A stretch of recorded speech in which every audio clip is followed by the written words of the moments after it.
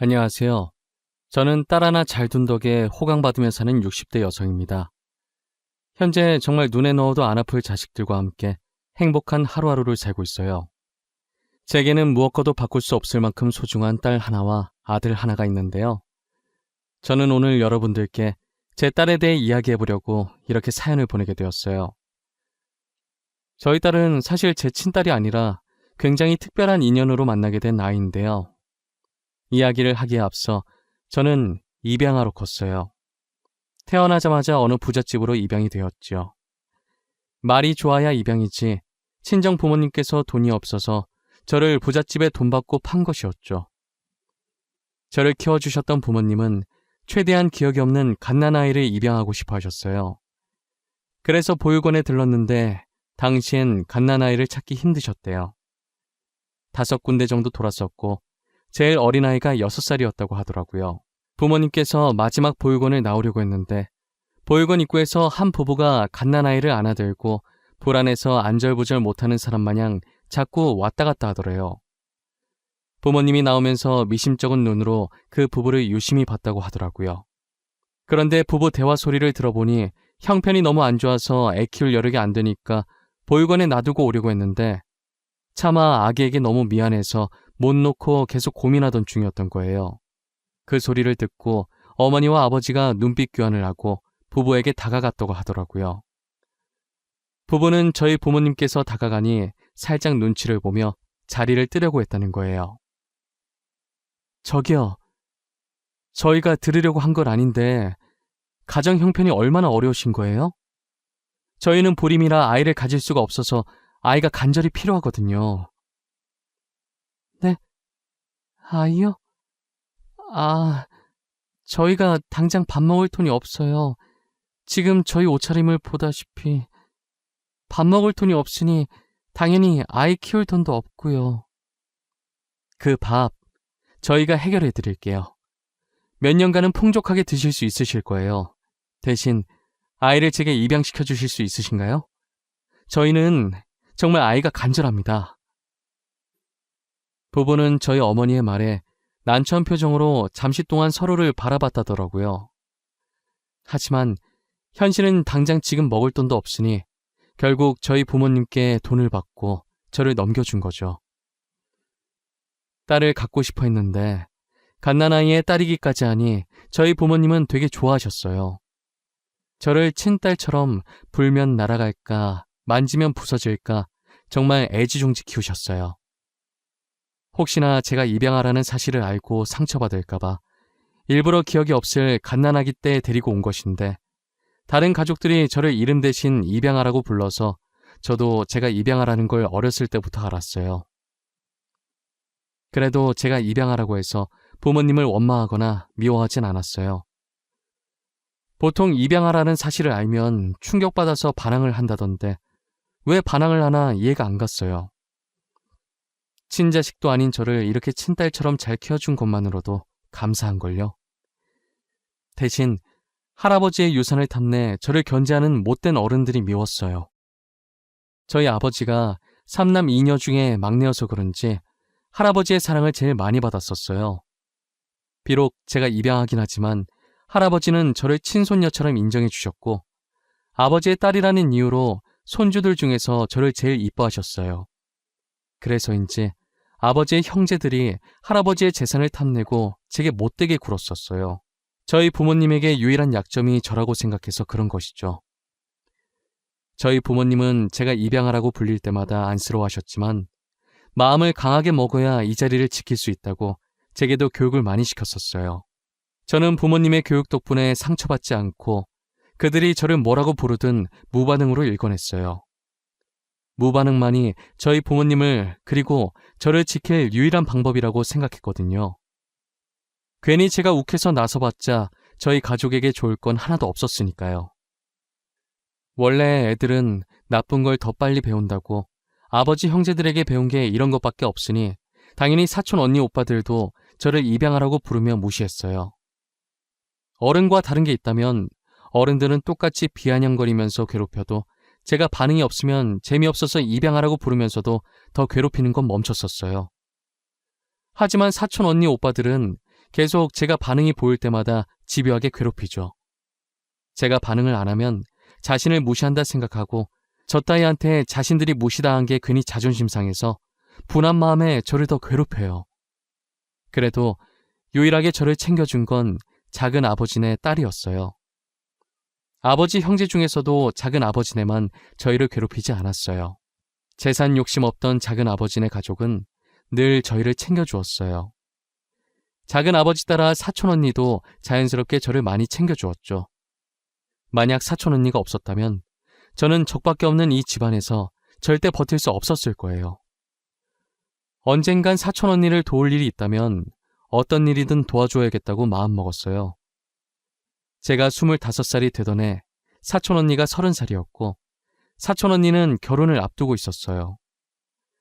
저는 결혼 축하 선물을 해주고 싶어서 사촌 언니와 함께 백화점에 갔었어요. 언니가 평소 가지고 싶어 했던 것을 선물로 사고 형부가 좋아할 만한 것도 사려고 구경을 하고 있었는데 한참 구경하다가 언니 휴대전화가 요란하게 울리기 시작하는 거예요. 형부한테 걸려온 전화였고 언니는 웃으면서 밝은 목소리로 전화를 받았어요. 언니가 전화 받을 때와는 다른 표정을 하더니 폰을 떨어뜨리고 달려나가는 거예요. 저는 언니의 폰을 주워들고 혹시나 놓칠까봐 빠르게 뒤따라갔어요. 아슬아슬하게 언니가 탄 택시에 저도 같이 탈 수 있었어요. 언니는 사시나무 떨리듯 몸을 떨면서 안절부절 못하더라고요. 기사님한테 병원으로 가달라고 하는데 저는 눈치껏 형부한테 무슨 일이 생겼다는 걸 알 수 있었죠. 소정아, 우리 오빠가 사고 나서 지금 병원에 아무 일 없어야 돼, 진짜. 아무 일 없어야 돼. 내가 오빠 없이 어떻게 살아. 언니, 아무 일 없을 거야. 형부 괜찮으실 거야. 형부가 얼마나 강한 사람인데 언니도 알잖아. 분명 아무 일 없을 거야. 아직 확인도 안 했는데 벌써부터 걱정하지 말자, 응? 나 너무 무서워. 아까부터 자꾸 안 좋은 기분이 들어. 옷 쌀게. 아저씨, 저희가 지금 너무 급해서 그런데 조금만 빨리 가주세요. 부탁드릴게요. 죄송합니다. 병원에 도착하니 형부는 침대 위에 누워 미동도 없었고 흰천을 덮고 있었어요. 형부는 꽃을 사들고 언니를 만나러 오다 졸음운전 차량에 사고를 당하고 말았어요. 언니는 망연자실한 표정을 한 상태로 흰천으로 덮인 형부를 안으며 눈물을 흘렸어요. 오빠 뭐야?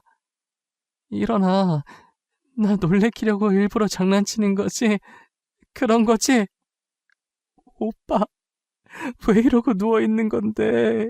자는 척 하지 마. 눈 좀 떠봐, 응? 내가 미안해. 잘못됐어. 언니, 그만해. 언니가 계속 이러면 형부가 마음 편히 못 가죠. 제발 그만해, 응? 나만 두고 가는 주제에 마음 편히 가면 안 되지. 걱정돼서 계속 돌아보게 만들 거야. 나쁜 놈. 오빠는 나쁜 놈이야. 혼자 가고 나도 데리고 가지. 나랑 같이 가지. 사촌 언니는 형부 장례식 동안에도 나쁜 놈이라며 중얼거리면서 하염없이 눈물을 흘렸고 장례식을 마친 후엔 언제 슬펐냐는 듯 다시 예전 모습으로 돌아갔어요. 당시 사촌 언니의 뱃속엔 조그만 생명이 숨쉬고 있었어요. 아마도 언니는 이 조그만 생명 때문에 악착같이 버텼던 것 같아요. 저는 겉모습만 봤을 때 잘 웃고 얘기도 잘하길래 언니가 괜찮아 보이는 듯 했어요. 하지만 언니의 속은 골물대로 다 골마 있었고 점점 시름시름 알아갔어요. 결국 사촌 언니는 혼자서 마음의 병을 앓다가 세상을 떠나버렸어요. 엄마, 아빠 다 세상을 떠나버리고 혼자 남은 갓난아기 조카를 저마다 불쌍하다고 한마디씩 했죠. 다들 저 아이를 어쩌면 좋을지 이야기를 나누는데 제가 저 아이를 키워야겠다고 마음먹었어요. 그동안 언니가 제게 잘해줬으니 그 빚을 아이를 키우며 갚아 나가야겠다는 생각이 들더라고요.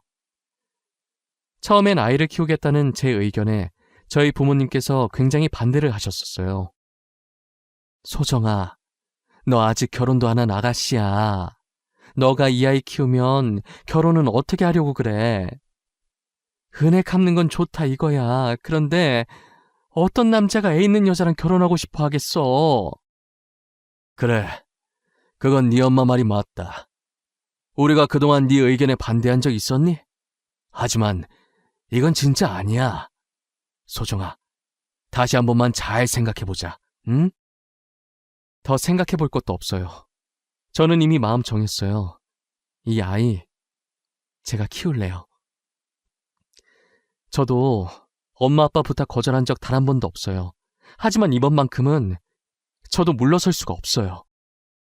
부모님은 결혼도 안 한 25살짜리 아가씨가 무슨 아이를 키우냐며 나중에 결혼은 어떻게 하려고 하냐면서 미래를 생각하려며 절대 아이를 못 키우게 하셨어요.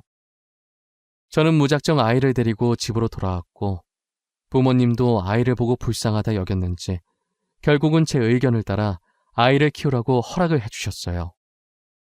당시 저는 부모님께 소개는 안 드렸었지만 결혼을 약속한 남자친구가 있었어요. 아이를 데리고 오겠다고 부모님께 말하기 전에 남자친구에게 먼저 말했었어요. 아무래도 결혼을 약속한 사이인데 이렇게 중요한 사안을 마음대로 정하는 건 아닌 것 같아서요. 남자친구는 제 이야기를 듣더니 제 사정을 다 이해하더라고요. 남자친구는 그렇다 치지만 문제는 남자친구의 부모님이었죠. 아무리 제 친딸이 아니지만 그래도 애 있는 며느리를 누가 좋아하시겠어요? 결혼 허락받으러 갔을 때 고민을 엄청 하다가 아이에 대해 이야기를 했어요. 평소 남자친구 부모님과 친했었지만 이 일은 친한 것과는 별개이잖아요. 그래서 어떤 반응을 보이실지 걱정했는데 남자친구 부모님도 딱한 사정을 듣더니 이해해 주시는 거예요. 남자친구 부모님은 정말 좋으신 분들이라 그분들을 보고 배운 남자친구도 좋은 사람이었어요. 결혼 후에도 조카를 친딸처럼 친손녀처럼 되게 잘 챙겨주시고 결혼 전에도 가끔 아이를 자신의 집에 데리고 오라고 하고 우스꽝스러운 표정도 지어주면서 아이랑 잘 놀아줬었어요. 남자친구도 남자친구 부모님도 너무 감사하게 저희 조카를 너무 이뻐해 주었어요. 좋은 분들 덕분에 저희의 결혼은 문제없이 진행을 하게 되었어요. 남편과 저는 조카를 배 아파 낳은 친딸이라 생각하고 10년 동안 정성껏 키웠었어요. 혹시나 친자식을 낳으면 알게 모르게 무의식 중에라도 차별하게 될까봐 자식을 안 낳으려고 했었어요.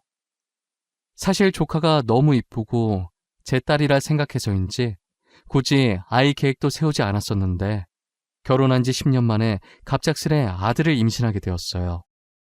그리고 비록 늦게 아들을 낳았어도 이쁜 조카와 항상 차별 없이 동등하게 똑같이 키웠어요.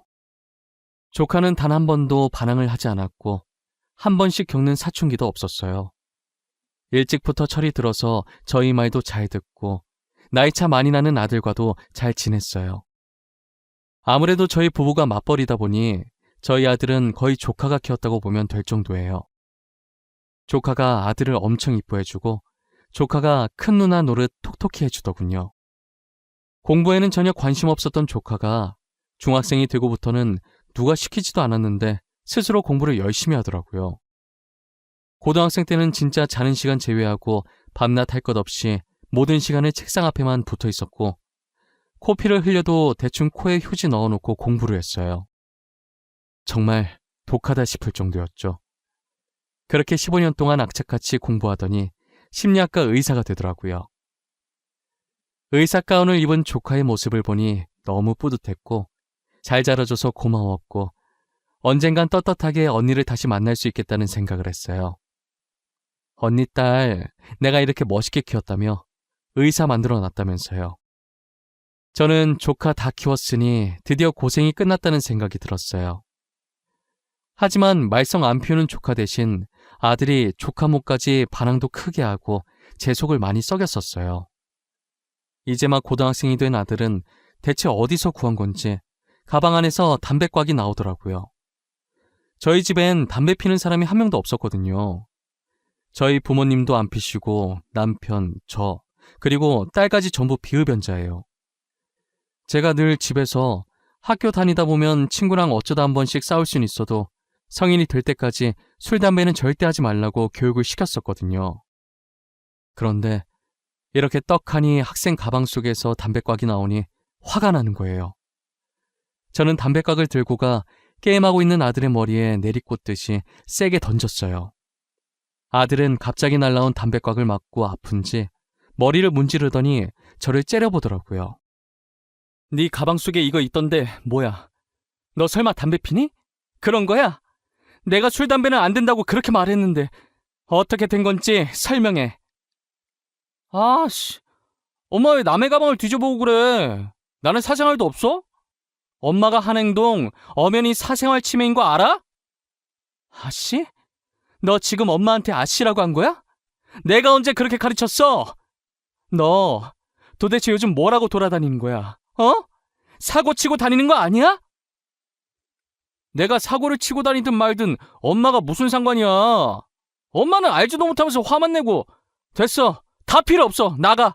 엄마랑 얘기하고 싶지 않으니까 나가라고. 엄마니까 상관하지. 너 사고 치면 그 뒷수습은 누가 할지 생각도 안 해봤어? 그리고 내가 뭘 모르는데. 야, 이지혁. 내가 뭘 모르느냐고. 너 담배 어디서 났는지 말 안 해?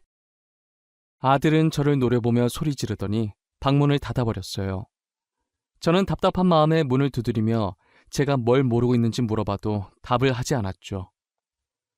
조카 키울 때 이렇게까지 힘들지 않았는데 아들 녀석 키우는 건 왜 이렇게 힘든지 모르겠어요. 머리가 커질수록 자기 하고 싶은 대로만 하려고 그러고 저와는 대화를 하지 않으려고 했어요. 한번 담배가 발견되고 나니 계속 아들의 가방을 확인하게 되더라고요. 이해해보려고 하고 참으려고 해봤지만 계속해서 담배꽉이 나오니 저도 슬슬 화가 나는 거예요. 저는 아들과 차분하게 대화를 시도해보려고 했어요. 게임하고 있는 아들의 의자를 돌려 세우니 아들 얼굴에 멍자국이 있더라고요. 야, 이지혁. 너 담배도 모자라서 이젠 쌈박질도 하고 다녀? 얼굴은 그게 뭐야? 광대 쪽에 멍 있고 입술도 다 터지고 꼴이 이게 뭐냐고. 도대체 뭘 하면서 돌아다니는 거야? 엄마는 왜 항상 화부터 내? 무슨 일 있냐고 누가 괴롭히냐고 다정하게 물어볼 수는 없는 거야?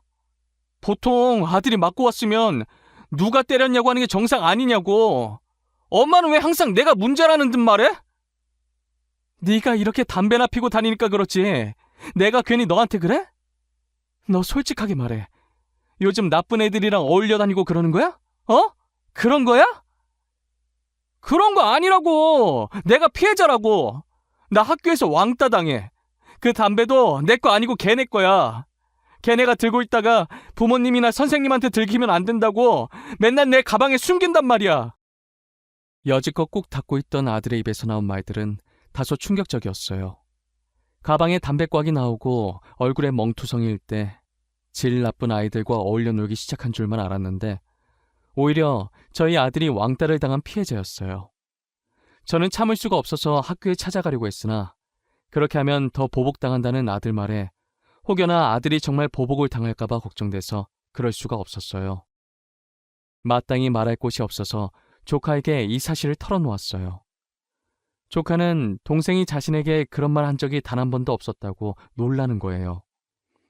아무래도 조카가 심리학과 의사가 되면서 아직 미성년자라 심리가 불안정한 아들이 걱정돼서 맨날 퇴근 후에 아들 방에 가서 상담을 해줬었거든요.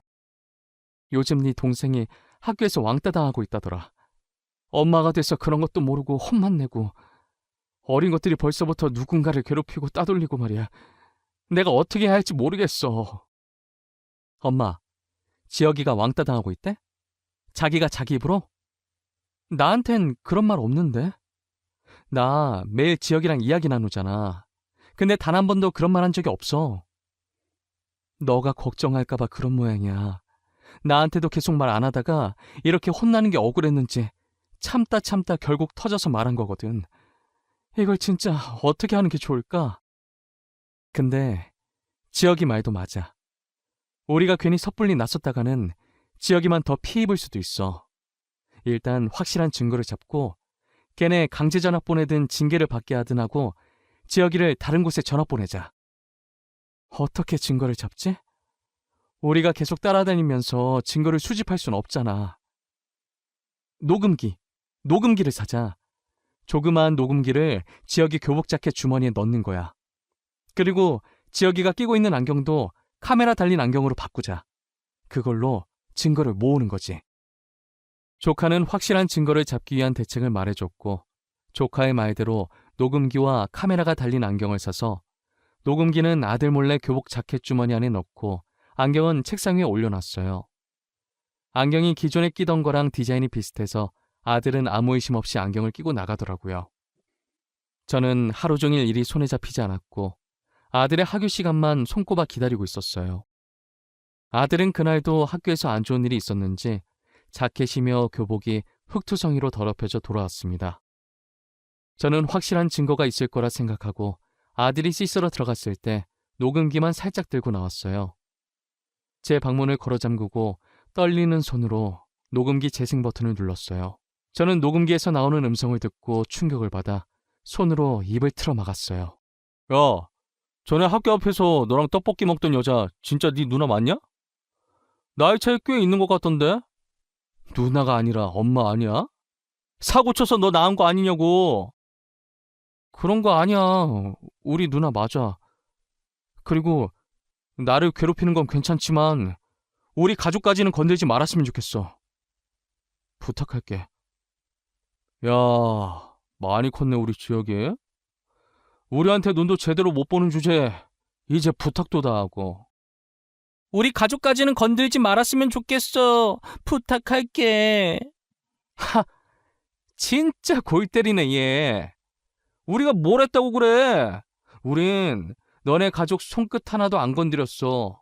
누가 들으면 오해하겠다. 그치? 그러게. 우릴 왜 나쁜 사람들로 만드실까? 아직 정신을 제대로 못 차렸네. 덜 맞아서 그러나? 더 맞아야 정신을 차리려나? 왜? 계속 우리 심기를 건들고 그러실까? 어? 가족을 상대로 막말도 서슴없이 하고 저희 아들을 괴롭히는 말도 서슴지 않았어요. 조카와 아들을 희롱하더니 아들이 그만해달라고 하자 차마 들을 수 없는 소리들이 들리기 시작했어요. 절로 손이 떨리는 그 소리에 더 들을 수가 없었어요. 결국엔 몇 초도 듣지 못하고 녹음기를 꺼버렸어요. 아들이 이런 수모를 당하는지 몰랐다는 사실에 제 자신이 너무 한심하고 아들에게 대한 미안함과 가해 학생에 대한 분노로 온몸이 떨리고 눈물이 차올랐어요. 아들 잘 때 안경에 있던 카메라를 빼서 컴퓨터에 연결해보니 녹화가 잘 되었더라고요. 저는 이 파일들을 조카에게 넘겨주었고 조카는 아들에 대한 차트 정리를 시작했어요. 아들이 왕따 당한 걸 전부 차트에 다 적어두었죠. 그런데 아들은 혹시나 저희에게 피해가 갈까봐 불안에 떨고 있더라고요. 아들 말에 의하면 가해 학생들의 집안이 되게 잘 사는 집안인 거예요. 저는 조카를 키우면서 부모님의 도움을 받지 않고자 가끔 연락만 하고 직접 왕래는 잘하지 않았어요. 저희 아들을 위해서 정말 오랜만에 부모님에게 연락해서 도움을 요청했어요. 엄마, 죄송한데 제가 부탁이 있어서 연락을 드렸어요. 저희 아들 일로 부모님의 도움이 필요해요. 한 번만 제 부탁 들어주시면 안 될까요? 이번에 잘 해결되면 절대 부탁 같은 거 하는 일 없을 거예요. 딸 부탁인데 엄마가 당연히 들어줘야지.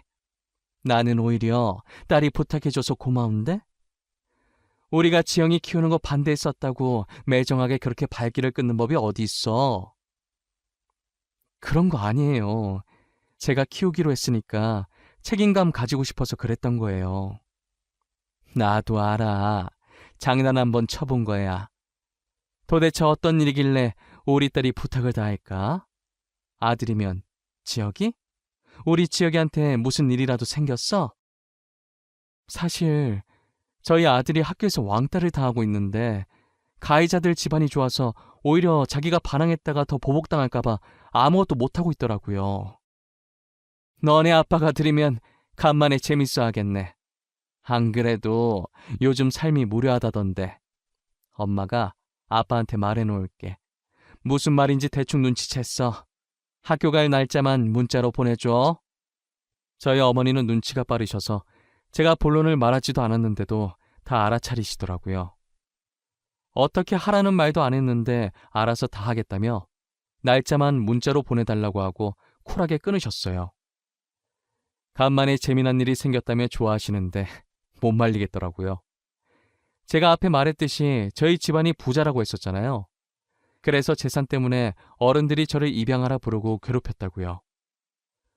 저희 집안이 웬만한 기업들과는 거의 다 손을 잡고 있어서 상대가 잘 사는 집안이라고 해봤자 다 거기서 거기고 대부분 저희 집안이 투자금을 쥐어준 집안일 거예요. 저희 집안은 가족끼리만 돈 가지고 싸움을 벌이지 밖에서는 부자라고 티를 잘 내지 않아요. 예전에 티냈다가 돈 노리고 접근하는 사람들이 많아서 계속 당하다 보니 티를 안 내게 됐어요. 저희 아버지도 돈 자랑하거나 집안 자랑하는 것을 별로 안 좋아하시는데 이렇게 상대가 먼저 집안 좋다고 시비를 걸어온다면 말이 달라졌죠. 엄마한테 학교에 갈 날짜를 찍어 보내줬더니 그날 학교에 오신 부모님 패션을 보고 역시나 그럴 줄 알았다는 듯이 고개를 저었어요. 명품은 기본이고 브랜드별로 최고로 비싸고 전 세계에 몇 개 없는 한정판 차도 새로 뽑으셨더라고요. 고개를 빳빳하게 들고 입꼬리를 한쪽만 올리고 웃으면서 들어오시는데 어찌나 웃긴지 몰라요. 뒤늦게 온 가해자 학부모들도 꽤나 빼입고 아들들과 함께 당당하게 등장을 했는데 처음엔 기세등등하게 콧대 세우고 등장했다가 저희 부모님을 보고는 기가 점점 죽더라고요. 그러더니 전 세계에 5개밖에 없는 한정판 아니냐고 수군거리다가 제가 헛기침을 하니 자기들도 헛기침하면서 아무 말도 안 한 척 시치미를 뗐어요. 이렇게 시간 개념이 없어서야 원. 가해자 주제, 시간까지 안 지키면 어쩌자는 거야? 자기네들만 바빠? 우리도 바쁜 사람들이야. 이러니 애들이 보고 배우는 게 없는 거야. 어머, 누가 가해자라는 거예요? 지금 저희 아들이 가해자라는 말이에요? 저희 아들이 왜 가해자예요? 길거리 꽃도 소중하게 여기는 아이예요. 길거리 꽃도 소중하게 여기는 애가 우리 손자는 왜 그렇게 밟았대? 얼마나 무자비하게 밟던지 차마 내 두 눈 뜨고 볼 수가 없던데. 어머니는 가해자 학부모들을 살짝 째려본 후 녹음본이 든 USB를 담임 선생님께 건넸어요. 선생님이 컴퓨터에 연결해서 영상을 재생시켰고 스피커를 통해 아들이 맞는 소리와 가해 학생들이 저희 아들에게 희롱하는 목소리들이 흘러나왔어요. 그리고 조카가 조용히 가방에서 저희 아들 심리 상담했던 차트를 꺼내서 선생님께 건넸어요. 조카는 가해 학생들의 학부모의 눈을 똑바로 보면서 가해 학생들의 강제 전학을 원하고 저희 아들의 정신적 피해 보상도 원한다고 똑부러지게 말하더라고요. 결국 가해 학생들은 아들과 마주치지 못하도록 타 지역으로 강제 전학을 시켰고 아들은 매주 상담을 받으며 피해 보상도 계속 청구 중이에요. 그리고 역시나 가해자 학부모들은 저희 집안에 투자금을 받고 있던 집안이었고 부모님은 그 집안에 들어간 투자금을 다 회수해버렸어요. 돌이켜보니 이번 일은 저희 부모님과 조카의 합작이고 저는 아무것도 한 게 없네요. 저는 학교에서 나오면서 부모님과 조카에게 진심으로 고맙다고 했어요. 부모님은 조부모로서 할 일을 한 거라고 하시면서 쿨하게 돌아서시더라고요. 조카는 제 손을 꼭 잡고 잘 끝나서 다행이라며 눈물을 글썽거렸어요. 저는 집으로 돌아오는 길에 조카와 아들 손을 꼭 잡고 이런저런 이야기를 참 많이 했어요. 그러다 문득 조카가 왜 심리학 의사가 됐는지 궁금하더라고요. 딸, 근데 전부터 궁금했는데 갑자기 왜 심리학 의사가 된 거야? 너 원래 작곡가가 꿈이라면서 작곡학원 알아보고 그랬었잖아. 엄마 때문에 마음고생 많았던 우리 엄마 생각나서 그랬어. 지금 내 옆에 있는 우리 엄마 말고 돌아가신 엄마 말이야. 너 그거 어떻게 알았어? 언제부터 알았던 거야? 나 말한 적 없는 것 같은데. 조카는 자신이 친딸이 아니라 입양아였다는 사실을 다 알고 있는 거예요. 알고 보니 중학생 때 뭐 가지러 안방에 들어왔다가 우연히 화장대 서랍에 있던 제 다이어리를 보고 저희가 친부모가 아니라는 사실을 알게 되었다고 하더라고요. 사촌 언니의 아이를 저희가 친딸처럼 키워왔고 그게 자신이라는 걸 알게 되었죠. 그 사실을 알고 중학생 때부터 공부를 열심히 했었대요. 돌아가신 친어머니가 친아버지 때문에 마음고생하다가 세상을 떠난 걸 알고 공부를 열심히 해서 사람들 마음의 병을 치료해야겠다는 생각을 했다네요. 그런데 이렇게 동생을 왕따 피해자로 상담하게 될 줄은 몰랐다고 하더라고요. 조카는 자신을 친딸처럼 생각하고 이렇게 잘 키워줘서 고맙다고, 늘 감사한 마음으로 살았다고, 고생 정말 많이 하셨다고 하면서 절 안아주는 거예요. 이런 날이 오면 눈물이 날 줄 알았는데 눈물보다는 웃음이 나더라고요. 조카가 그렇게 느낄 정도로 내가 좋은 엄마였구나, 좋은 엄마 되기 성공했구나 싶었어요. 아들은 우리의 말에 놀라서 입을 쩍 벌리더라고요. 누나가 자기 친누나가 아니었냐고 하면서요. 저는 고등학생이 된 아들이 충격받아서 누나라고 안 부르면 어쩌나 했는데 자긴 누나가 너무 좋다면서 계속 친누나 해달라고 우는 거예요. 조카는 아들 눈물을 닦아주면서 누나 계속 할 거니까 울지 말라며 달래줬어요. 영원히 저희 부부의 딸이고 저희 아들의 누나임은 변하지 않다고 하면서요. 지금도 여전히 저를 엄마라고 부르며 친모녀처럼 잘 지내고 있어요. 저희 아들도 한 번 누나는 영원히 누나라며 예전이나 지금이나 조카랑 사이좋게 잘 지내요. 다른 학교로 전학 가서 적응도 잘하고 있고요. 저는 더도 말고 덜도 말고 딱 지금만큼만 저희 가족이 행복했으면 좋겠어요. 저의 이야기는 여기까지입니다. 입양하라고 해서 다른 사람과 다른 건 아무것도 없습니다. 전 배 아파 낳았든 마음으로 낳았든 다 같은 자식이라고 생각해요. 여러분들도 입양하라고 해서 친부모한테 버림받았다고 불쌍하다는 생각을 하지 않았으면 좋겠어요.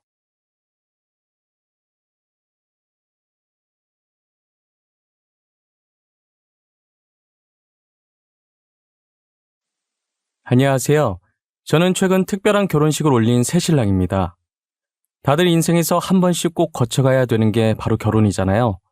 저는 남들과는 다른 정말 특별한 결혼식을 했다고 자부할 수 있어요. 제가 아내를 알게 된 건 아내의 언니, 즉 제 처형 덕분인데요. 처형은 저와 고등학교 동창으로 예전부터 알고 지내던 지인이었어요. 사실 처형이 된 도연이와 저는 한때 매일 붙어 다녀서 주변에서 사귀냐고 소문이 날 정도로 친했었죠. 그러다 도연이가 일진 친구와 크게 다투는 일이 생겼고 덩달아 친구들과도 사이가 금세 멀어지고 말았습니다. 야, 너 입 함부로 놀리고 다니지 마. 재수없으니까. 저기 미쳤나? 야, 너 말 다 했어? 이거 진짜 정신 나간 놈 아니야. 네 일도 아닌데 네가 왜 신경 쓰고 난리야? 그럼 죄 없는 친구 괴롭히는 게 정상인 거냐? 내가 애를 때리기로 했어. 뭘 했어? 나 아무것도 안 했어. 없는 말 지어내서 소문내고 다녀놓고 아무 말도 안 했다고? 너는 진짜 상종할 가치가 없다. 너네도 얘네랑 같이 다닐 거냐? 그래. 그럼 그렇게 하던지 말던지. 요즘 애들 말로 하면 일진이라고 하죠.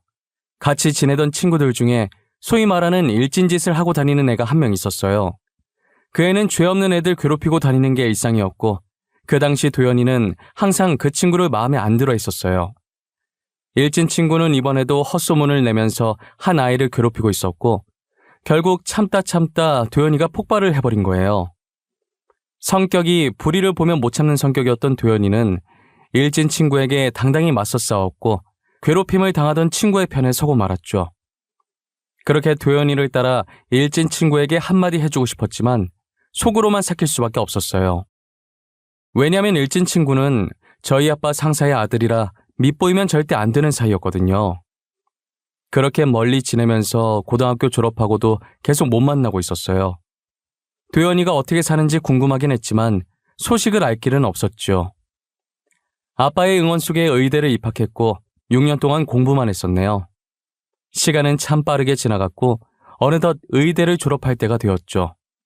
운 좋게 성적이 좋아 인턴 후 성형외과 레지던트가 되었고 전공의 과정을 마치자마자 규모가 큰 성형외과에서 펠로우를 지낼 때였습니다. 병원에서 낯익은 여자의 얼굴이 보이길래 자세히 보니 도연이더라고요. 너무 반가워서 다가가 인사를 했더니 시술하러 온 건 아니고 상담만 받으러 왔다고 하더라고요. 몇 년 만에 봤는데도 몇 년이라는 시간이 느껴지지 않을 정도로 편했어요. 바로 어제 만났던 사람인 것처럼 농담도 하고 근황 얘기도 했죠. 너 최도연 아니야? 땡땡고등학교 최도연 맞지? 헐, 야, 오랜만이다. 어떻게 여기서 다 보냐? 그동안 잘 지냈고? 당연하지. 근데 네가 여긴 어쩐 일이야? 너 설마 성형하러 왔어? 딱히 고칠 데는 없어 보이는데? 너 괜히 손댔다고 후회하지 마라. 당장 하려고 온 건 아니고 상담만 받으러 온 거야. 상담만. 성형으로 돈 버는 놈이 하지 말라고 하면 어쩌냐? 저희는 졸업한 지도 오래고 이제 성인이니 예전에 있었던 일은 묻어두고 아무렇지 않게 대화했어요. 굳이 그날 얘기 꺼내면서 우리 이 일은 없던 일로 하자 이런 건 아니지만 이미 지난 일이라 암묵적으로 묻어두기로 하고 누구도 그 이야기를 꺼내지 않았어요. 다들 그렇듯 30살이 훌쩍 넘어가니 친구와 할 이야기가 재테크나 투자 이런 쪽으로밖에 없었죠. 요즘 무슨 재테크를 하고 있는지 혹시 주식은 하는지 이런 이야기를 주고받고 있었어요. 투자 쪽으로 말하다가 자연스럽게 부동산 얘기가 나오게 됐어요. 부동산에 투자해서 돈 버는 애들은 진짜 뭘까? 어디서 정보를 배우는 거지? 나도 부동산 투자 해보고 싶은데. 야, 부동산 얘기 나와서 하는 말인데 너 혹시 부동산 계약권 있냐? 만약에 있으면 하지 마라. 그거 지금 안 하는 게 좋다. 저는 부동산 계약하지 말라는 도연이의 말에 놀랄 수밖에 없었어요. 거짓말이 아니라 당시에 제가 진짜로 분양권 계약을 코앞에 앞두고 있었거든요. 야, 어떻게 알았어? 안 그래도 분양권 계약 앞두고 있는 게 하나 있었거든. 어떻게 알긴. 요즘 하도 주변에서 주택 청약이다 뭐다 떠들어대길래 그냥 물어본 거지. 하여튼 너 그거 지금 하지 마. 느낌이 안 좋아. 지금 말고 1년 뒤에 계약하는 게 더 좋을 것 같은데? 저는 도연이의 말을 믿어야 하나 말아야 하나 한참을 고민하다가 그 말을 듣기로 하고 계약을 하지 않고 넘겼습니다. 그런데 나중에 조합원이랑 건설업체랑 건설비용 협의가 안 돼서 조합원 분양은 중단되고 공사 시작도 못했다더라고요. 여자의 촉이 무섭다더니 도연이의 말 안 듣고 혹시 계약이라도 했으면 진짜 큰일 날 뻔한 거예요. 도연이한테 연락해서 덕분에 돈 잃을 뻔했다고 제가 밥 한 번 사겠다고 연락했습니다. 최도연 너 뭐야? 진짜 대박이다. 네 말대로 계약 안 하길 잘했더라. 그거 지금 건설비용 협의 안 돼서 분양 중단되고 공사 시작도 못하고 있대. 잘했네. 내 말 귓등으로 듣고 계약하면 어쩌나 했는데. 너 어디야? 집이면 나와. 내가 맛있는 거 쏠게. 먹고 싶은 거 뭐든 말하고 다 사줄 테니까. 저는 그날 도연이랑 밥을 먹으면서 이야기하는데 예전으로 돌아간 기분이었어요. 어쩜 10년 동안 연락이 끊겼는데 도연이는 그대로더라고요. 그때처럼 편하게 속마음 이야기하고 얼굴만 봐도 웃음이 나는 친구 사이로 돌아갔죠. 이후로 종종 만나면서 도연이에게 연애 상담을 많이 했었어요. 아무래도 제가 남자니까 여자의 마음을 도저히 모르겠더라고요. 여자친구의 마음이 어떤지 너무 궁금하길래 같은 여자로서 의견을 물으려고 종종 불러냈어요. 여자친구가 원래 안 그랬는데 요즘 따라 계속 나를 피하는 느낌이야. 데이트 잡으려고 해도 뭔 놈의 일이 그렇게 많은지. 야, 딱 보면 모르겠냐? 다른 남자 생겼겠지. 그 남자 만나야 돼서 너랑 만날 시간이 없는 거야. 야, 내 여자친구 그런 사람 아니거든? 괜한 사람 바람둥이로 몰아가지 마. 여자친구가 나를 얼마나 사랑해주는데. 그래, 그렇게 생각해라. 아우, 여기 치킨 맛있다. 단골 손님 해야겠는데? 어떻게 아는 건지 여자친구가 바람을 필 때마다 도연이는 이상하리만큼 잘 맞추더라고요. 정말 신기할 정도로 잘 맞춰서 돗자리라도 깔아야 되는 거 아니냐며 호들갑을 떨었습니다. 네 말이 맞았어. 전 여자친구 남자 있었더라. 아휴. 그래, 내가 뭐라 그랬냐? 남자 있을 거라고 했잖아. 근데 어떻게 알아냈대? 너도 뭔가를 봤으니까 바람 피는 거 알았을 거 아니야.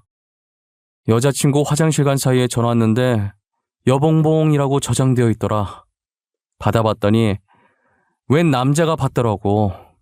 그래서 알았지 뭐. 여봉봉, 아직도 그런 애칭 쓰는 사람들이 있냐? 하긴 그건 개인 취향이니까 그럴 수도 있지. 근데 말이야, 너는 매번 내 여자친구가 바람피는 거 어떻게 그렇게 잘 알아? 그야, 너랑 대화하는 거나 너한테 하는 행동이 어떤지만 들어도 바람 피우는 거 단번에 알 수 있겠던데 그냥 네가 눈치가 없어서 모르는 거야. 아, 그런가? 근데 나는 왜 항상 이런 식일까? 나는 정말 잘해주는데 뭐 때문에 여자친구들이 바람을 피는 거지? 왠 줄 알아? 그건 네가 호구라서 그런 거야. 눈치는 더럽게 없지, 해달라는 거 다 해주지. 그러니까 바람을 피는 거라고. 어차피 바람 펴도 네가 호구라 모를 테니까. 연애란 정말 어렵다. 나도 이제 그런 사람 말고 정말 괜찮은 사람 만나고 싶어. 야, 내가 우리 동생 소개시켜줄까? 내 동생 진짜 괜찮아. 나랑 완전 반대야. 나는 좀 털털하고 그렇잖아. 우리 동생은 완전 여리여리해. 나 때문에 편견 갖고 보지 마라. 아, 됐어. 친구 동생을 어떻게 만나? 그냥 만나면 되는 거지. 어떻게 만나긴 뭘 어떻게 만나.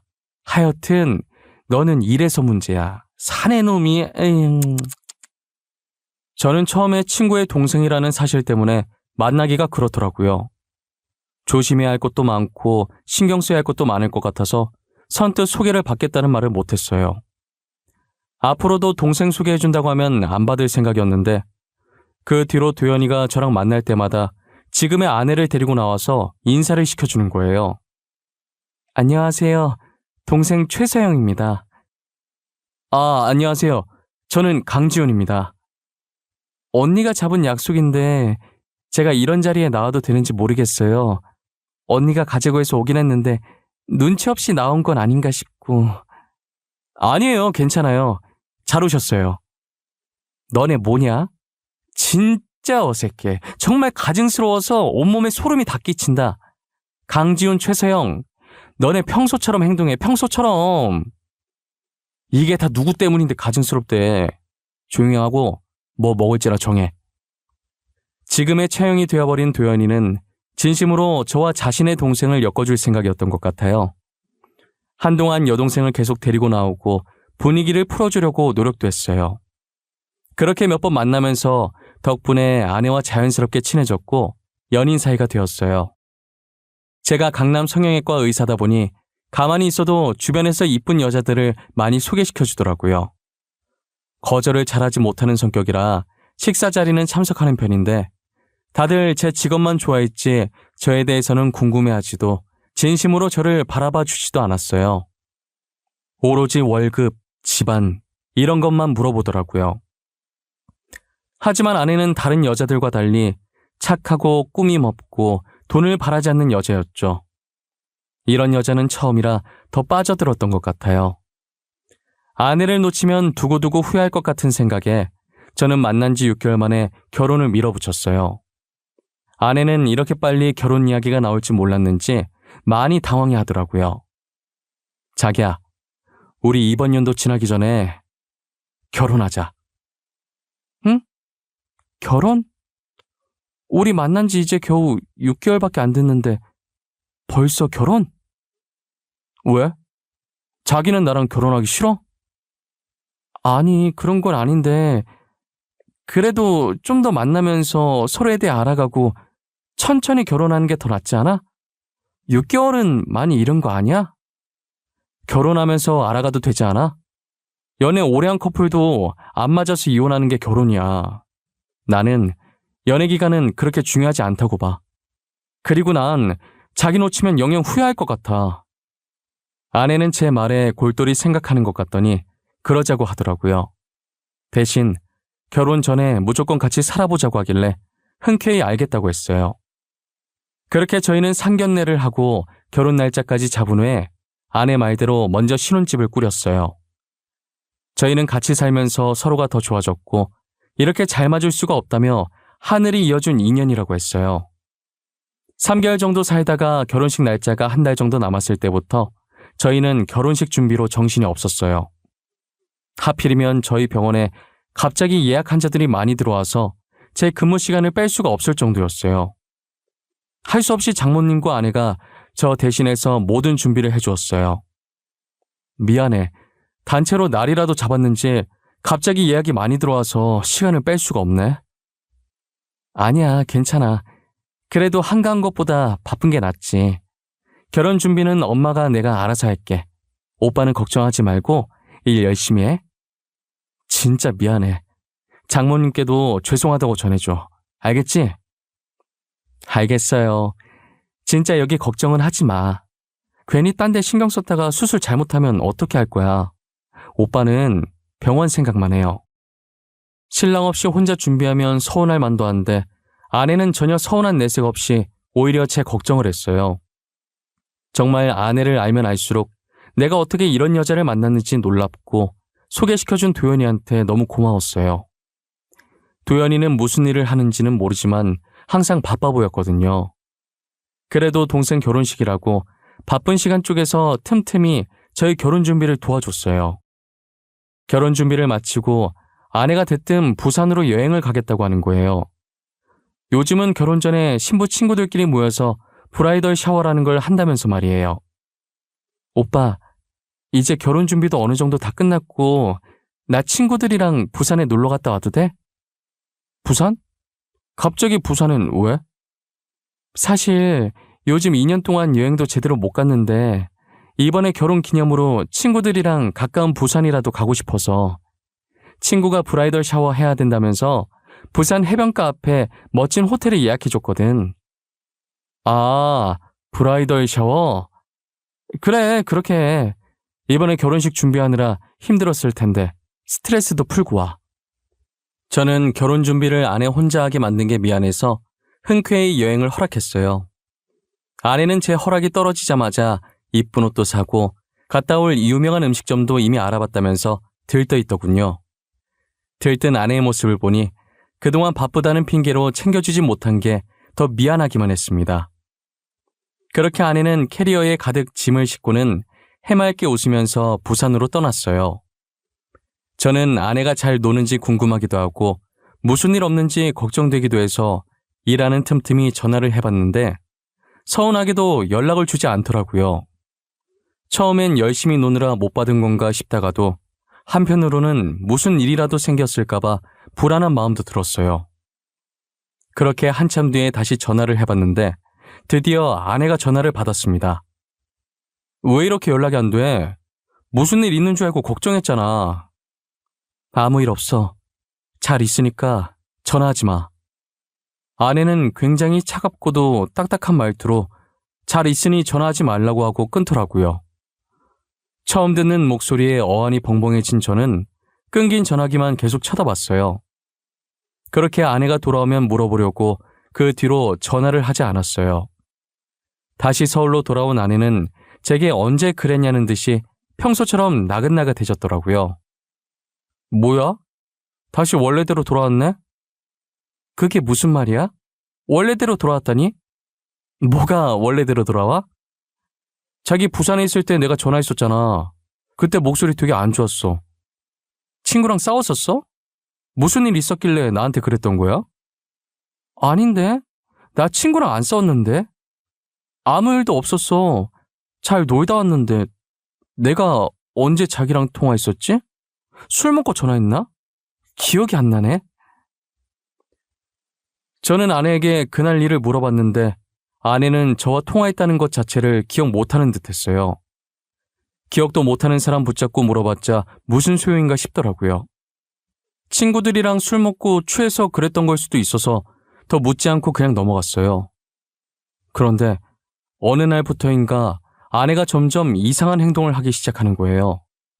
아내가 서울 토박이인데 한날은 데이트하면서 갑자기 부산 사투리를 너무 자연스럽게 하더라고요. 오빠야, 뭐 시킬라고? 난 요거트 먹고 싶은데 오빠야는 아이스 아메리카노 시킬 거가? 나는 아이스 아메리카노. 근데 너 사투리가 뭐? 왜 말을 하다 마는데? 일단 내는 주문하고 올 테니까 오빠야는 여기 있어. 부산 사람이라고 해도 믿을 정도로 너무 자연스럽게 사투리를 구사해서 처음엔 당황스러웠어요. 그런데 최근에 부산에 놀러 갔다 온 적이 있으니 거기서 사투리를 배워왔을 가능성이 있겠다 싶었어요. 보통 서울 사람들이 다른 지방 사투리 배워오면 마치 자기가 그 지역 사람이 된 양 신나서 따라하고 그러잖아요. 저는 단순하게 그 정도로만 생각해서 대수롭지 않게 생각하고 말았죠. 사투리는 그렇다 치고 아내는 장난기가 진짜 없는 여자였는데 최근 들어 평소와 다르게 장난도 많이 치고 가끔은 어린아이같이 굴기도 하더라고요. 살다 보면 사람 성격이 바뀔 수도 있는 거라 크게 신경 쓰진 않았는데 제일 이상한 건 자신이 그런 행동을 했다는 걸 전혀 기억하지 못한다는 게 문제였습니다. 자기 요즘 기분 좋아 보이네? 장난도 잘 치고. 장난? 내가 오빠한테 장난을 쳤나? 언제? 너 기억 안 나? 내 어깨 툭툭 치더니 내가 돌아보면 손가락으로 볼을 찌르질 않나. 혼자서 농담하고 재밌다고 깔깔 웃으면서 박수치고 그랬었잖아. 내가 그랬다고? 진짜? 그랬는데? 기억이 아예 안 나? 기억 안 나는데? 내가 요즘 자주 깜빡깜빡해. 신경 쓰지 마. 우리 오늘 저녁 뭐 먹을까? 아내는 제 물음에 자신이 요즘 들어 계속 깜빡한다면서 신경 쓰지 말라고 하더니 대화 주제를 바꾸더라고요. 신경 쓰지 말라고 했는데 제가 자꾸 캐물으면 아내도 화가 날 것 같아서 더 이상 묻지 않았어요. 결혼 전에 준비할 게 많으니 얼마나 스트레스를 많이 받으면 저러나 싶었죠. 아내는 결혼식 때 입을 드레스와 결혼식장 그리고 스튜디오까지 혼자 도맡아서 예약을 했어요. 혼자서 이 많은 것을 다 했으니 스트레스 받을 만했죠. 결혼식까지 2주 정도 남았을 때 청첩장이 전부 만들어졌고 아내는 지인들을 만나 청첩장을 나눠주고 다녔어요. 그런데 결혼을 앞둔 시점에 아내 컨디션이 급격하게 나빠지더니 안색도 안 좋고 식은땀까지 흘리면서 몸살 증세를 앓더라고요. 저는 병원을 가자고 했는데도 아내는 고집을 부리며 병원에 가질 않았어요. 진통제를 먹고 한숨 자면 괜찮을 거라고 하면서 버텼어요. 아내가 저 대신 결혼 준비하느라 스트레스를 많이 받아서 그런 것 같아 너무 미안했어요. 결혼 날짜는 점점 다가오는데 아내는 나아질 기미가 안 보였어요. 세영아, 우리 결혼 말이야. 며칠만 미룰까? 너 낳고 나면 그때 결혼식 올리자, 응? 아니야, 뭐하러 그래. 이미 청첩장도 다 돌렸는데. 나는 괜찮아. 그냥 원래 날짜대로 하자. 나는 네가 걱정돼서 그러지. 괜찮아. 괜히 나 때문에 일 번거롭게 만들지 마. 날짜 미루면 식장이며 드레스며 예약 변경할 게 한둘이 아니잖아. 저는 아내의 고집을 꺾을 수가 없었고 결혼식을 예정대로 치렀어요. 결혼식 당일 저는 식이 시작되기 30분 전에 지인들을 만나 인사를 했어요. 그런데 이상하게 아내가 신부 대기실에 앉아 있는데도 친구들이 한 명도 보러 오지 않더라고요. 이상한 생각이 들어서 아내 상태를 살피고 대기실 밖으로 나가봤어요. 아내의 친구로 보이는 사람들이 대기실 앞에 있었는데 들어가진 않고 자기들끼리 속닥거리더라고요. 제 결혼 못할 줄 알았는데 그래도 결혼하네? 내 말이 심지어 남편 될 사람이 성형외과 의사라더라. 그것도 강남에 있는 성형외과. 나도 의사랑 결혼한다길래 신기해서 보러 왔다니까. 보통은 친구들이 들어가서 축하한다고 잘 살라고 덕담을 할 텐데 저렇게 자기들끼리 속닥거리는 게 정말 의아했어요. 표정을 보니 아내와 친한 것 같지 않아 보이는데 재미난 구경이라도 온 듯해 보였죠.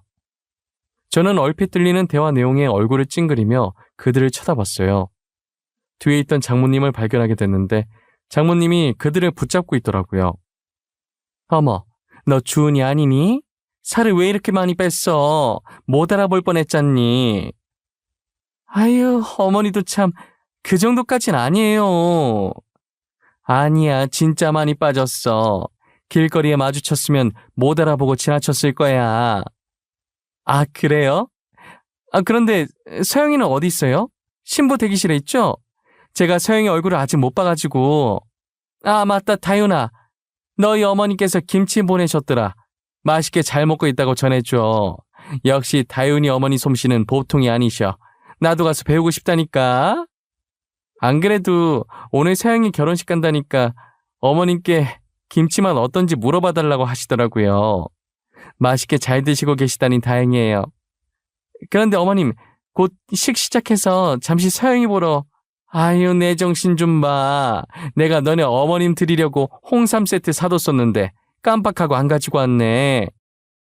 장모님은 평소 아내와 친하게 지냈던 친구들을 붙잡고 계셨어요. 아내 친구들이 신부 대기실로 들어가고 싶어 했지만 장모님이 계속 말씀을 거시는 통에 이러지도 못하고 저러지도 못하고 발망동동 구르고 있더라고요. 장모님은 아내 친구들을 보내줄 마음이 없는지 친구들이 아내에게 가보겠다고 하는데도 계속 말을 거셨어요. 결국 그러다 결혼식이 시작됐고 친구들은 끝끝내 신부 대기실에 들어가지 못했어요. 저는 결혼식이 시작되고 먼저 입장을 해 줄에서 앞에 서 있었고 곧이어 아내가 장인어른의 손을 잡고 입장하더라고요. 아내는 걸어오다가 제 쪽을 쳐다봤는데 저와 눈이 마주치자마자 갑자기 정신을 잃고 쓰러지는 거예요. 서영아, 서영아, 정신 좀 차려봐. 내 목소리 들려? 오빠, 나 너무 갑갑해. 가까이 가서 아내를 살피는데 아내가 동공이 풀려 있고 다행히 숨은 쉬는데 답답한 듯 가슴을 움켜잡더라고요. 그러다 갑자기 식장문이 열리더니 빨간 옷을 입은 무당이 등장하는 거예요. 장구를 치며 무어라 이야기하는데 그 모습이 흔히 드라마에 등장하던 굿하는 장면과 흡사했어요. 무당이 아내에게 다가오자 쓰러져 있던 아내가 갑자기 눈을 뜨더니 무당을 째려보더라고요. 저는 소름 끼치는 모습에 무슨 일인가 싶었고 하객들도 갑자기 벌어진 일에 수군거리기 바빴어요. 무당은 제 아내를 보더니 대뜸 소리를 지르는 거예요. 썩 꺼지지 못하겠느냐? 남의 몸에 기생하고 있으면 내가 못 찾을 줄 알았더냐? 이빨 빠진 호랑이인 줄 알았더니 신발이 다시 돌아왔나 봐. 꺼지라는 내 말이 들리지 않는 것이냐? 당장 썩 꺼지래도! 아내는 몸을 일으켜 아이처럼 웃다가 갑자기 정색을 하더라고요. 그러더니 도망치려는 생각인지 아내를 잡고 있던 제 팔을 깨물었어요. 결혼식은 난리가 났고 수군거리던 하객들도 신기한 듯 이쪽을 보고 있더라고요. 자네, 서영이 놓치면 안 돼. 꽉 붙들고 있어. 저는 지금 제 앞에 있는 아내가 완전히 다른 사람이 됐다는 걸 직감했어요. 장모님은 발버둥 치는 아내를 꽉 잡으라고 했고 저는 필사적으로 아내를 붙잡고 놓지 않았어요. 아내는 마치 좀비가 된 것처럼 도망치려고 발버둥을 치기 시작했어요. 무당한 그런 아내 앞에 서서 미친 듯이 춤을 추기 시작했어요. 드라마에서나 이런 장면 숱하게 봤지 실제로 보게 될 줄은 꿈에도 몰랐어요. 이게 다 무슨 일인가 싶었고 일단 이 일을 수습해야 한다는 생각에 사태 파악할 정신이 하나도 없었어요. 무당이 춤을 2번 정도 추더니 아내가 픽하고 다시 쓰러지더라고요. 서영아, 눈 좀 떠봐. 강서방, 내가 미안하네. 아내가 쓰러지자 장모님이 저한테 사과를 하길래 이 상황이 이해가 가질 않더라고요. 그래서 물었더니 장모님이 무당을 불렀더라고요. 저 무당, 내가 부른 거야. 사실 우리 집안이 대대로 신기가 있었어. 한마디로 무당 집안인 거지. 서영이 할머니가 무당이었거든. 최근에 우리 서영이가 다른 사람처럼 굴지 않던가. 네, 그랬긴 한데 혹시 그게 신기랑 관련이 있는 건가요? 관련이 없진 않지. 다른 사람처럼 굴었던 건 서영이 몸에 잡기가 들어서서 그런 거야. 내가 바닷가 근처는 가지도 말라고 그렇게 일렀는데 괜히 부산 갔다가 잡기나 붙어오고 잡기는 내쫓았어. 이제 내림굿 받고 무당이 되어야 몸이 안 아플 게야. 알고 보니 최근 아내가 이유도 없이 아프다는 소식에 장모님은 신병이 내렸다는 걸 눈치채신 거예요. 그래서 무당에게 부탁을 해서 아내 몸에 들어선 잡기를 쫓아내신 거고요. 아내는 저와 결혼하고 싶어서 그동안 무당 집안인 걸 숨기고 있었던 거예요. 안 그래도 예비 처형인 도연이가 평소에 신기 있는 사람처럼 예언하거나 남에 대해 잘 맞추고는 했었는데 이렇게 대대로 내려오는 무당 집안일 줄은 꿈에도 몰랐어요. 무당은 모두가 보는 앞에서 굿까지 하고 내려갔습니다. 주례사는 생략한 뒤 간단히 반지만 교환해 급하게 결혼식을 끝냈어요. 그렇게 아내는 결혼식장에서 내림굿을 받고 무속인이 되었어요. 신혼여행을 갔다 와서 인사를 드리러 본가에 방문했는데 저희 어머니께서는 몸져 누워 있으시더라고요. 아무래도 결혼식 충격으로 몇 날 며칠을 알아 누우신 것 같았어요. 아이고, 무당이 웬 말이야. 우리 기독교 집안에 무당이 웬 말이냐고. 하필 골라와도 저런 애를 골라와서는. 에휴. 무당이면 뭐 어때서 그래요? 무당이면 뭐 어때? 이게 말이 된다고 생각하냐? 너는 결혼식장에서 제 꼬라지 못 봤어. 사탄이야, 사탄. 사람 보고 사탄이라니요. 말이 너무 심하신 거 아니에요? 사람 앞에 두고 그렇게 얘기하는 거 아니에요. 됐다. 제 편 들 거면 나가. 나는 제 얼굴도 보고 싶지 않으니까 우리 집에 발도 못 들이게 해야지 원. 보다시피 저희는 기독교 집안인데 가족 중에서도 저희 어머니가 독실한 기독교 신자셨어요. 결혼식장에서 아내의 모습을 보고 어머니는 사탄이라며 대놓고 싫어하셨어요. 어머니 친구들한테 이런 모습 보인 것도 엄청 속상해 하시더라고요. 어머니가 혹시라도 아내한테 시집살이라도 시킬까봐 일부러 시댁과 최대한 멀리 신혼집을 구했어요. 그리고 아내가 어머니와 만나는 일이 없도록 중간에서 많이 노력하고 있어요. 아내는 그 이후로 아프지도 않았고 오히려 전보다 더 활기차게 다니고 있어요. 현재 아내는 장모님이 잘 아는 무당을 통해 무교 지식을 공부하고 있고 장모님과 함께 여러 산을 왔다 갔다 하며 기도를 드리러 다니느라 바쁩니다. 결혼식장에 왔었던 같은 병원 동료 의사가 결혼식 이후로 계속 제게 장난을 치더라고요. 나중에 아내가 질려서 바람 피고 싶어도 아내 때문에 바람은 꿈도 못 꾸겠다고 하면서요.